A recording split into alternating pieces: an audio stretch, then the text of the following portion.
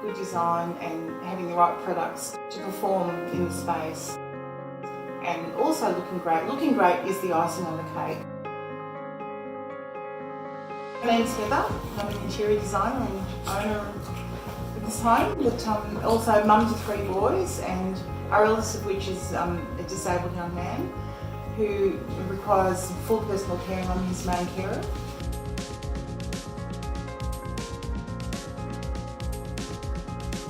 And curves, luckily, are a bang on trend, have been for quite some time.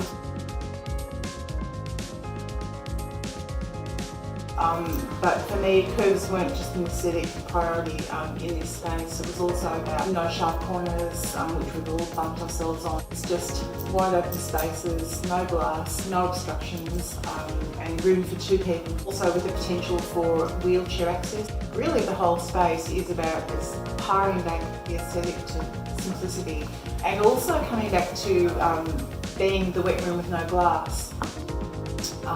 Exhaust was very important, airflow was very important, as well as cross ventilation through windows with the doors shut.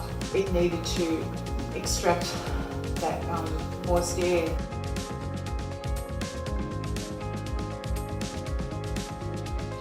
So I did a fair bit of research on cubic meterage. Love researching, how all the nuts and bolts all bring it all together, and the Fanco fans decided that they had a great suite for the space that we had in this bathroom, which is only quite a small bathroom. It does need something with the chops to take all that moisture away.